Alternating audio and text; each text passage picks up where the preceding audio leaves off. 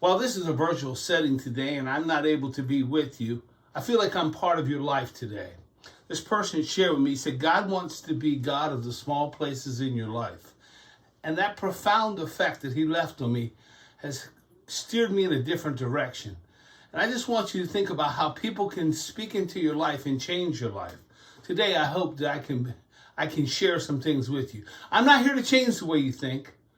I'm simply here to get you to think, maybe to think a little differently. So today's topic is managing multiple priorities.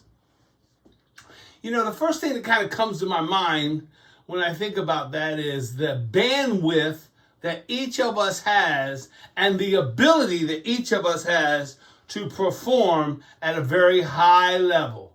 Some of us can manage multiple projects with no problem. And some of us, if you're like me, you need to kind of stay focused because you'll get distracted. You may be wandering. You know, I'm real good doing, what I call a specific project for a specific time under some specific directions. I'm your guy. I can do multiple things, but I really prefer that because I want to put my best foot forward. I don't want to redo it. So my mentor shared this with me. He said, when you hear people say, I'm multitasking, and I'm sure you've heard that before. I'm multitasking. Here's what he shared with me that I thought was very interesting. He said, Milton, it's not important how many projects you can do. It's more importantly, how many projects can you do well? And so today we all come into this setting managing multiple projects and priorities. I'm going to kind of set some framework today to get you to think about life first, profession second. Because I found if we manage our personal lives, we can be very good at moving some of those habits and some of those formations into our professional life. Oh, I don't want you to be out of balance now where your professional life is organized and your personal life is not, because then that brings about some what I'll call confusion, or you're not incongruent with yourself. So let's start here today. And I want to start right here. I love this. Peter Drucker, they call him the godfather of business and industry. Here's what he said. Time is the scarcest resource. And unless it's managed, nothing else can be managed. I want you to think about that a minute. Time. Today, folks, you can invest time or you can spend time. You choose whichever works best for you. At age 62, which I'll be 63 in about 2 more weeks now, I find that time needs to be invested now more than ever and not spent. In my 20s, boy, I spent a lot of time. How many of you have come to realize the recovery of your time period is not as great as it used to be in the past, so therefore you have to lessen your mistake. You have to lessen your recovery time because I don't have time to do it again. Time is not on my side, as some would say. So I want you to think about time here today in these first few slides. Look at this next slide. Time is a commodity. Now, when you think about time as a commodity, you treat it differently. You don't waste it. Here's something I want you to write down. Write down, what is the value of your time? You should know that. Not what somebody else says is the value of your time. What do you say is the value of your time? You see, because we all have 24 hours to make a difference in a day. So this is where the training begins, folks, right here at this next slide. We all have 168 hours per week. That's 7 times 24. You don't get any more. You can't add any more. You can't roll any over. You can't save some. You can't bank any hours. That's it. I'll never get another chance to see December the 13th at 1 p.m. again. That's gone. I'm now moving into the 113 hour. And so my point is, I must understand that time is a commodity. Time is to be invested, not spent. So let's take a look at how our life breaks down from a time standpoint. Now, some of you are saying, I thought this was managing multiple priorities. It is. But I got to get you to manage you first. Because if I don't get you managing you, you're going to screw up those multiple priorities. Because you don't understand the value of time. Stay with me. So in the first third of our life, we spend asleep. 7 times 8 hours a day, depending upon how much you sleep. I'm up to about 5 or 6. That's more than enough for me. You get as much as you need. That's 56 hours a week that we spend asleep. 1/3 of our life, we're not even awake. So the first thing you should invest in is a good pillow, a good bed, and a good night's sleep. Because you're about to embark upon the next stage of your life, which is called work, of which some say we spend 65% of our life. 5 times 8 hours a day. If that's how many hours you're working, that's 40 hours a week. Here in the Washington, D.C. metro area, it takes an hour at least to commute back and forth to work. That's another 10 hours. We're up to 50. That doesn't count the many times I check my device. It goes off in the middle of the night. It's ringing at dinner. I'm on call. I've even woke up on Saturday morning on a day off and thought I was late for work as I rushed out the door. So the hours of our life. Do we understand the value of our time? So here we find that this is the breakdown. Now, some of you have a different mix. You may be working more hours. You may be working less. I don't know. But for the consensus today, let's use this model. And let's think about our life in the terms of these two areas. So let's look at the next slide. Now, what I'm going to do now is I'm going to talk about time management versus priorities. So if you have something to write with, you may want to write this down. There is no such thing as time management. You do not manage time. You manage yourself in the context of time. You take your life and put over top of that 168 hours in a week, and you figure out what you want to do in that space of time. If there was time management, I could say, time, stand still while I accomplish all these things, and I'll let you know when I want you to start again. So you don't really manage time, you manage yourself in the context of time. But I put time management there today just to get you thinking. Do you really manage time or do you manage yourself? Just a question. And now we're going to talk about the word priorities. Now, sometimes it's not your priorities that you have to manage. It's someone else's. How many of you feel like all you do is manage somebody else's to-do list? That's frustrating at times, particularly when their to-do list stacks up on your desk, shows up in your email inbox, shows up on your voicemail, and then lo and behold, you're overwhelmed. Managing multiple priorities. Well, the first thing you have to do is let's get some definitions established so we can all move in this equal direction at the same way. Time management. This involves the process of planning and exercising conscious control over the amount of time spent on a specific activity. I like when I call my mechanic and I say, hey, listen, I need to get an oil change. How long do you think I'll be there? Now I'm trying to manage my time. Now here's what I've learned. He says 45 minutes. I prepare for at least an hour and a half. So I take my laptop, my favorite book, whatever it is, because I know it's going to be longer than he says. And if he happens to meet his expectation, because it's not really mine, mine's twice as long as he says. If he meets his expectation, I'm out of there sooner.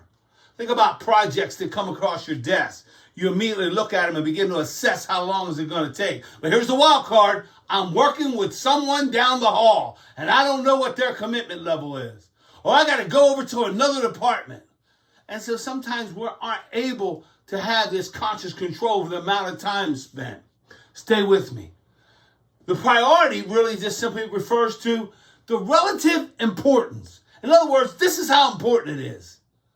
Like, it is a priority for you to breathe. It's a priority for you to get water, oxygen, and some other things. It's a priority for you to do some other things in your life. Now, we mistake our priorities, and sometimes they get in the way. But we're talking about priorities now. This is relative importance, urgency assigned to a task, a goal, or an activity, guiding individuals to focus on what matters the most. That's why instead of you having 15 things on that to-do list, I'd rather you have 8. And when you only get 6 done, you can look at the success of your day and say, wow, I got a lot done today, versus I didn't. Because what will eventually happen is you won't feel this sense of accomplishment. Let's look at the next slide. The next slide suggests we have to have focus in these two areas. Now, the focus centers on a broader perspective of managing time as an infinite resource. In other words, now I'm managing multiple people. I've got 10 people putting in 8 hours a day. That's 80 hours I have on that project. Wow. Now you're really astute when you're managing not only your time, but other people's time very efficiently. And this takes some time. This takes some skill set. This takes us some time, some experience, some wisdom, some ups and downs, some learning. But that's ultimately where I'd like to see you when you understand the broader perspective of managing time as an organization. Now when we focus on priorities, it's about identifying, emphasizing on what's most important. What's got to get done right now? And how does this reach the objective? Now look at the last slide. This is where the rubber meets the road. In time management, you got to make some decisions. You only have so many hours in a day. Involves a decision about how, when, and how long to dedicate to something. Like I often say, I know exactly how much time it takes me to do this 90-minute training. It takes me 82 minutes to do this training. But I leave time for questions. I leave time for engagement. But I can do it in 82 minutes. I technically could see to do it in 75, but I like enough time to keep engagement. But here's what I don't know. How long it's going to take to prepare me to get here. Because every audience is different. So I got to ask questions. I got to learn about the audience. I got to learn who am I talking to. What are the critical issues? I got to do some fact finding. I hope I'm helping somebody because you can't make these decisions until you've done a little bit of work. What's the expectation looks like? What's the deliverable date? Who will I be working with? Like maybe asking some questions up front would help you make better decisions. Is this deadline flexible? Is this a firm deadline? What would happen if we don't meet the deadline? I love to ask a lot of questions that help me manage my time. Because I'm going to show you something in a minute that has changed the way I think about time. So then I look at priorities, and then I start making a decision now, because what this requires is it's about what task or goals deserve my attention right now. So in my organization, I ask myself this question: what is it that my team can't do that I need to do today and not expect them to do my job? Here's what they can't do. They can't make decisions for the entire organization, but they can make decisions in their department. They can't make the decision on where the company is going next week. I can, but I got to think about all the people on my team. So my priorities are predicated upon the mission. They're predicated upon my job function, my title, what's requested of me. So look at this next slide. If you thought about your to-do list, just your to-do list, and these 4 areas, and this comes from Stephen Covey. Some of you have seen this stuff. This is not rocket science. I'm not here to tell you this is some breaking technology. It's like John Wooden said, it's the basics. Just keep repeating them and doing them over and over.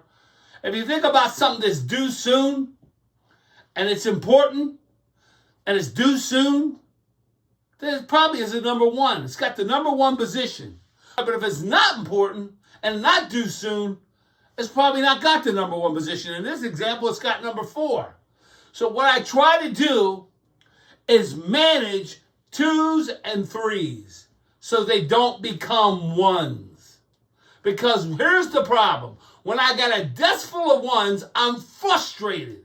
I hope I'm helping somebody. When I got a desk full of 1s, I don't know which one to do first. So I focus on my 2s and 3s.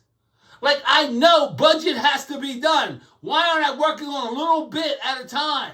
I know vacation scheduling is coming up. Why aren't I working a little at a time? I know the 4th quarter is coming up. Why aren't I preparing year-end reports a little at a time? I know evaluations are coming up. Why aren't I preparing a little at a time? All these things that you might manage differently that are on your to-do list. And we all have an awesome to-do list. And I should tell you right now why we have a to-do list. Because we absolutely love getting things done. There's nothing greater than to check something off your to-do list. So if you think about this quadrant, and you think about, I need to manage my 2s and 3s better, because those are the ones that are going to become a 1 real soon. So here's the 12 time wasters as I've identified. I'm going to do number 12. This one is fascinating. Travel. I used to think travel was such a great thing, but now I see it as nothing but a time waster. Let me give you an example. Here where we live, in the greater metro Washington, D.C. area, you could have, if I have to be in Washington, D.C. for a 9 a.m. meeting, I must leave my house you ready? 6:45 for a 2-hour and 15-minute commute. Now, the same would apply coming back home. So let's just call that 4 hours a day. How much wasted time? So now I've had to change the way that I think. So when I'm in the car now, I'm listening to a book. I'm doing something else other than being frustrated about the drive that I can't control.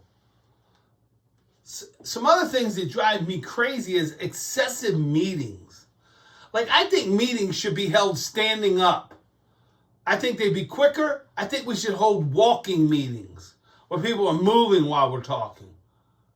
Now, some of you are saying, well, what about when people can't follow us and move? Well, I'm not implying it could work for everyone, but I just think there's too much. Come to the conference room, everybody sit down, get a cup of coffee, let's talk about everything, and then we're there for 2 hours. And particularly if nobody else reserves the conference room, then we don't have a reason to even leave. I think sometimes number 4 can be a big time waster. And this, I'm not suggesting we shouldn't socialize and interact, but there's a fine line between what's enough and what's too much. I'm not here to paint that picture today. You should be keeping track of that one. You know, to drop in. I have friends that know I work from home. They had the nerve to come by. Hey, you ain't done nothing. You're at home. Let's go hit a small bucket today. Let's go play 9 holes. What, are you kidding me? I'm at work. And they think because I'm here, I'm not working. Till we had an intervention where I brought them and showed them the studio and I showed them what I do. Now they won't even call me till after 6 o'clock. Sometimes this one is interesting. Poor communication. Like people not saying what they mean and not being clear and not setting the expectation and just kind of ambiguous conversation. And, you know, that can be a source of just wasting time, having to come back and ask somebody. The one that's not up there is people not listening. And you got to tell them 8, 9, 10 times through an email, through a meeting, through a pop-in. Hey, I just wasn't sure. Did you mean? You know, so there's all kinds of time wasters. Let's look at this next slide. Identify time wasters caused by you. Now, I know you probably don't have any of these, so sit back and relax. But I put a couple of them in red. You know, attempting to do too much. Well, how's that a time waster, you're saying? Because if I'm not getting something done and I'm spending so much time trying to get everything done, what am I really getting done? And am I wasting time? Now, this one is personal to me. Procrastination. You know, getting ready to get ready. I've been getting ready, man. I'm getting ready. As soon as the holiday's over, I'm getting ready. Well, wait till after spring starts, and then I'm going to get ready. Oh, I can't right now. The kids are out of school. It's summertime. As soon as the kids go back to school, I'm going to be ready. Oh, I can't right now. It's Thanksgiving. Oh, my God. I got to wait down to the holidays. And how many of you just know it's perpetual procrastination? That's why you can't waste time. You don't have time to waste. But when you understand the value of your time, you don't waste time. I don't even want to tell you the value of my time because you'd think it was very arrogant for me to say that. I don't even want to tell you. You probably would say, who does he think he is? But I understand the value of my time. I have actually broke it down to the minute my time is worth. Yeah, to me. In other words, I'm not going to cut the grass if it takes that long and I can pay somebody that much because my time is worth more. But there was a time I had to cut the grass myself because I didn't have the money and, you know, I didn't understand the value of my time. I don't do the things that take away from the value of my time. I understand what my time is most valued.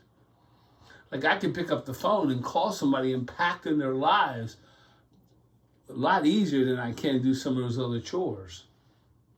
Unlisted time estimates. Like telling people, it'll take me 5 minutes. Oh my God. How many of you know the 5 minutes turn into 5 hours?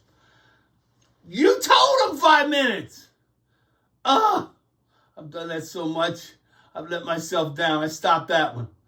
And then there's so many more on there. Being preoccupied, like with the cares of life, with the things that are going on. My son just moved to St. Petersburg. Oh my God, I can't. The other day I was like, hey, Mel, snap out of it. Chad will be okay. Get focused. Oh, but that's my son. Well, there's a time for that. And it's probably not now. Another one that's caused by me is my own mistakes. Take your time. It's not a race. Get it done right the first time. And boy, I'm a victim of not enough planning. I can certainly tell you that, man. I fall into that one sometimes. So some of these are caused by us. Now these are caused by others. So I bet you really like this slide. And so these are the ones you got to think about. How do I manage? The meeting was too long. Poor communication by someone. Understaffed, overstaffed. How can overstaffed be a time waster? Because there's 13 people in the process that got to touch it, got to sign off on it, got to look at it. Are we ever going to get anything done? We're just wasting time. Could be. Different values, different beliefs. I work till the job is done. You work till 5. Somebody's got children they got to pick up, so they can't do what I do. Somebody's got a parent to take care of at home. They can't stay late. Some people have to come in early. Different schedules, different values, different beliefs, different situations. Sometimes that can waste our time because we may be sitting there waiting on others. We got to manage time. So these are some things that we're culprit of. As you can see today, there are some time wasters that we have. And there's some that we can control and some we can't. Let's take a look at this next slide.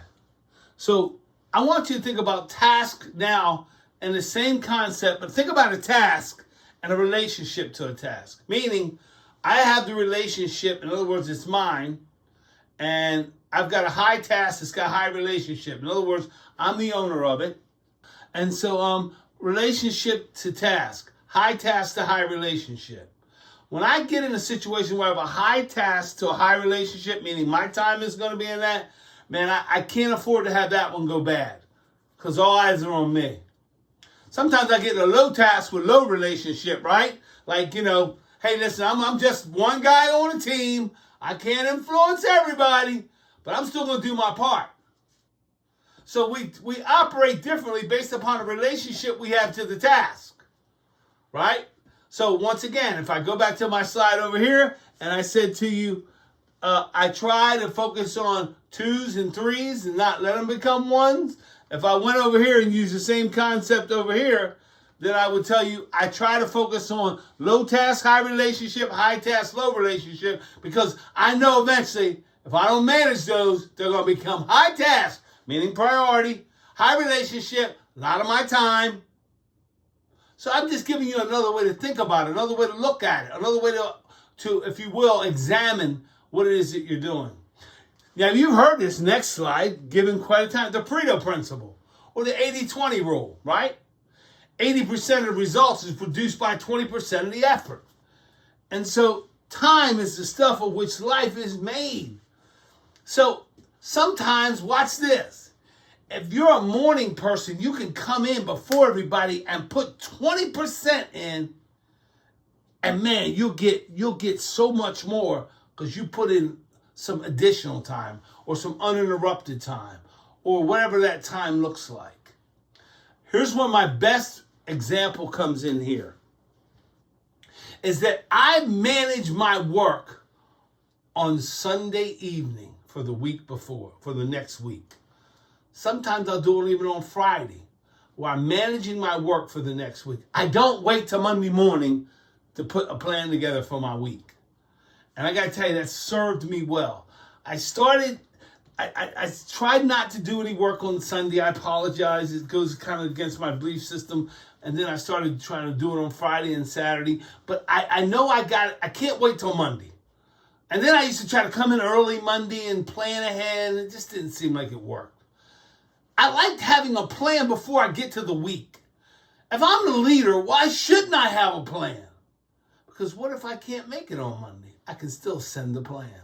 So just think about all the things that we can do and putting that 20% in to get such great results.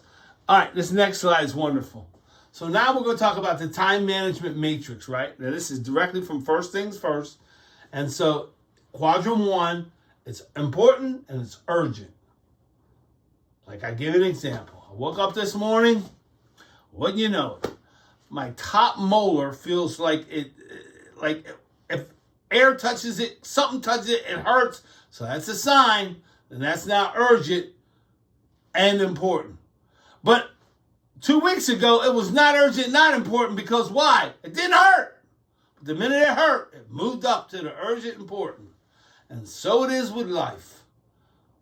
Things go from 4 to 1 in a matter of a second. And so it is how we manage these things. And so today I want to share with you what I believe is important about these. You know, the urgent important is a crisis, pressing issue, a problem, a deadline, a project, something I got to do. That's urgent important. What's not urgent and important and we don't do enough of is the preparation and planning. That's why I told you I like to on Friday or maybe Sunday evening prepare for the week before so I'm ahead of it. That keeps the stuff out of important and urgent. Forming relationships sometimes, right? Making sure that the right people understand what's expected. You know, taking care of my health. It's not urgent, but it is important. And so as you can see, you will form a list. So you should take this matrix and begin to plug in what's important to you. What do you want to manage? What in your life is not urgent but important? And some of you are going to be real wise. You're going to have one for your personal life and one for your professional life. And you're going to use this as a tool today to manage some things that have become unmanageable. Look at number 3. It's urgent but not important. Like this is urgent. Like an interruption. You know, email. Opening up the mail. Well, today it was important because there was a check in there, Ross. So that was important. That was important today. You know, I got to get to this meeting. It's not urgent, but man, it's important.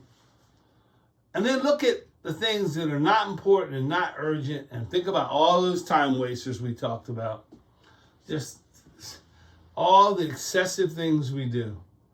And if we were honest with ourselves and took this quadrant and said, this is where we spend the majority of our time, a lot of us will find the majority of our time is between 1 and 4. And where it should be is in 2 and 3. 2 and 3 are people that understand that you're never going to get away with having stuff in quadrant 4. But you don't want to live your life 4 to 1. I'm telling you, that's a nightmare. Everything is urgent. Oh my God. Can it just go through the progression? Why does it have to go from 0 to 100? I have relationships with people. Every time they call, it's 0 to 100. And I'm prepared for it. And so now I say to them, hey, listen, have you thought about these options? So now here's some obstacles in planning. So I believe this, the 5 P's. Prior planning prevents poor performance. Prior planning prevents poor performance. My mentor told me if you use 10 minutes a day to plan, you buy back an hour of your life for every 10 minutes you spend planning. And I thought, now that's ridiculous. Until one day I went to the supermarket and I drove home right from the supermarket and I realized I could have went to the cleaners, I could have got gas, and I could have stopped by and grabbed a card for an upcoming birthday. All of them were right, but I didn't have a plan. I just was haphazardly going through the motions. I've also learned, how many of you know this? Like I got to have a plan when I go to the supermarket now. Like a list, a plan. If not, you know, I'll buy all kind of stuff. Do I really need a 55-gallon drum of olive oil? But it was on sale, you know. Sorry. Anyway, obstacles in planning. You know, sometimes our daily lives, we need to insert planning. I have put in my calendar 4 things that I must do every day. They're in my calendar right now. I must do them every day. You ready? 21 days doing something, creates a habit. If you want to break a habit, start another habit. 21 consecutive days of doing something forms a habit. Watch this next part. 90 days doing something consecutively creates a lifestyle change. And when you get a lifestyle change, now it becomes part of your life. That's why those of you that go to the gym have it built right into your life. Those of you that want to exercise, it's built right into your life. Those of you that read, it's built right into your life. Those of you that do other activities, it's built right into your life. Those of you, as you heard Miss Irwin saying, praying is built into her life. And when we build it into our life, we will do it because it's important to us and we understand our time. Lack of immediate satisfaction. Sometimes if I don't get that instant gratification, I say, why keep doing it? Well, it depends. Is it a long-term play or is it a short-term play? Some of the obstacles in playing is paperwork. Like, if I get another piece of paper, I thought we were in a paper act reduction age or something. Stop sending me paper. Because every time I get it, I got to what? Read it. Well, here's the worst part. I got to touch it. Then I got to do something with it. Then I got to move it. First, if it's on my computer, I have to touch it, move it, do something with it, file it, put it over here. I know where it's at. Create a folder, move it over, and it's dropped in there. I don't have to touch it again. Lack of time, I hear that all the time. Well, you're not getting it anymore. And uncertainty about the future. Sometimes we won't plan because we don't know what tomorrow holds. Because I promise you this, if you do wake up tomorrow and tomorrow does show up, you better be prepared. Even though it's not promises, my friend said, you better be prepared. So I like to prepare for myself through planning. Look at this next slide. Sometimes you got to set action goals. The A meaning that they're measurable, obtainable, reachable. C, they're compatible with the mission of who I am. Some of you heard SMART goals, meaning they must be specific, measurable, obtainable, realistic, and time sensitive. I'm going to introduce action to you today, where they must be time sensitive. They've got to be in writing, well-defined, written down, strategic plan, ownership, who's going to do it, taking commitment, taking accountability, and lastly, negotiated. And here's what I mean. I've negotiated this into my life. I've negotiated and agreed that this is what's best for me. I have agreed why this is important, not someone else. And so when I set goals for my own life, I become the architect of my life. I become the captain of my own vessel. I become the pilot of my own ship, not someone else. And oh, by the way, Ross, if you don't have goals, don't worry about it. Somebody with goals will be by real soon to tell you what to do. And you're probably not going to like it. But sometimes we have to be somebody else's to-do list. We have to be part of somebody else's goals. But why, I asked you, why I'm asking you, don't we have our own? Look at this next slide. The guidelines for setting these goals. You got to write them down. They got to be specific. You got to have deadlines. And the most important thing my mentor told me, you have to have a pain statement attached to it. In other words, what's going to happen if I don't achieve these? What, in the context of my 168 hours, am I trying to accomplish? Be specific. Be clear. Make sure they're measurable. I picture the end result. I start with the end in mind. And I told you about valuing yourself. I'm not going to cover all this today other than to say to you, if you don't understand your value, you're shortchanging yourself right now. I believe it was Jennifer put in the chat box, how do we address it? Jennifer, I want to hear from you. I want to talk to you about what your value looks like. Where does your value come from? Who establishes your value? How do you know your value? Those are some questions we should be asking. You have to decide right now who you are and how you want to be, taken in this thing called life. What is it you want to be known for? What is it that you do that brings value? Where does your real value come from? Look at this next slide. I told this person early on, when you got too much in your number one pile, that you got to delegate. That's the ability to effectively delegate is paramount for any business. Anybody in the workplace, if you want to get great things done, you got to know how to delegate. And I only delegate to my engaged workers.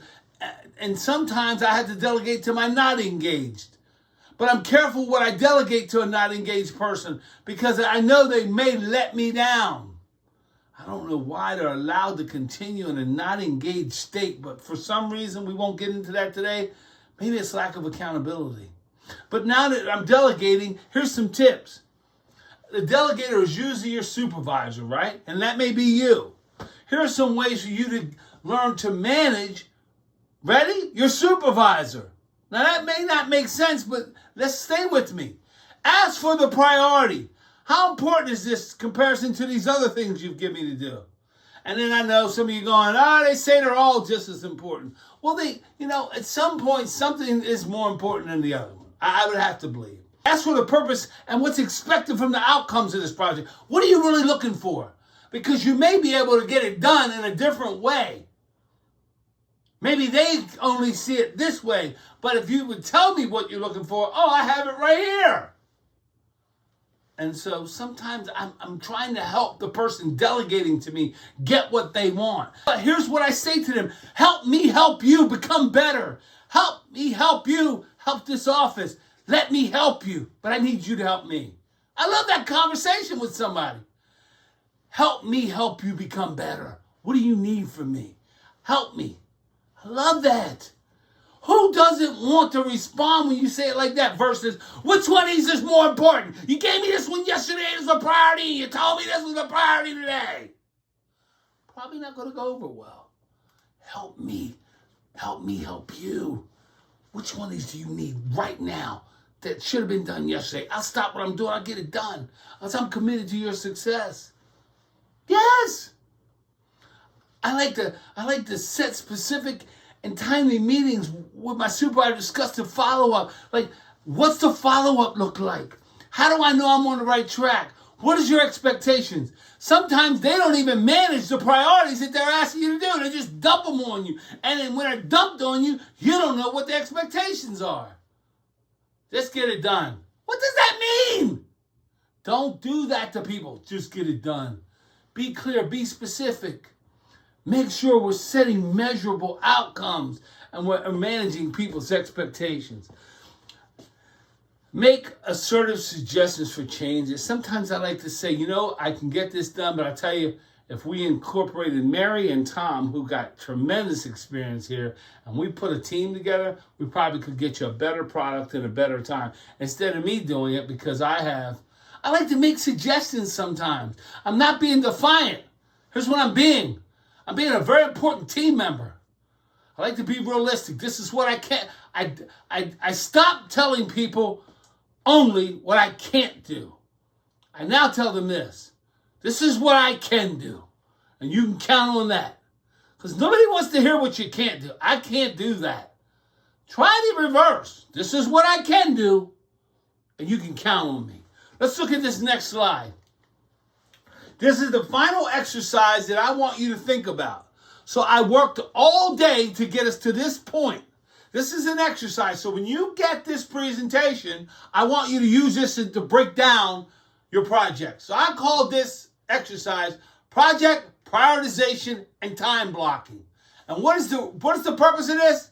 Is to give you some skills and tools to help you break these projects down. So the first thing I want you to look at is the 7 steps.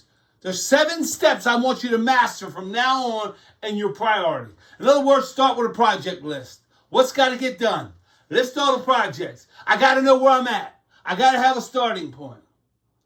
I don't care if they're work related, whatever they are, project, group, committee, non-function, whatever you call them. Then I do a priority assessment. Then I might use that quadrant to figure out where they go.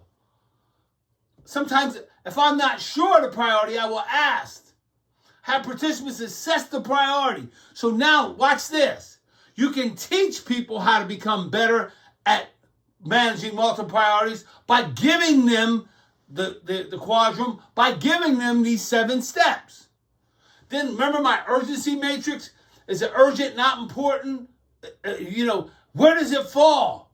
Have people prioritize. Teach people skills and tools that will help them become more efficient. Use the matrix. First, create the list. Next, assess the list. Then put the items in the matrix. Look at the next one. The next one is now block out time. This is the difficult part. This really is. The concept of time blocking where you put specific periods of time to this. Because here's what you're going to say right now. Every time I try that, something else happens. Well, listen to me. I get that. But if you don't at least have a time measure set down, you won't even move to get it done. We don't even know what the expectations are from a time point. Then I love discussion, right? Like what's working, what's not working. What challenges do we, how can we be better? I call this, you can call this evaluating the process, measuring, whatever you want. But just talk to people, hear from people. Particularly when I'm doing a group project. So these last 7 steps can be applied to you individually or to your group. Then I make the adjustments that need to be made. You know what, Mary? Let me get you some extra resources on that project because I see we didn't quite allocate enough time. I didn't realize the computer was going to be down for 3 days. Let's get some more resources. Hey, you know what, Tom? I'm going to make sure that I get accounting to get you all the data you need. We'll expedite it. So sometimes you got to jump in to manage the process. Then the reflection, what's working, what's not working? What do we need to change? How can we be better? At the end of the day, folks, if you take this 7-step process that you're going to get, use the matrix, and plug the information in, I promise you, this will help you.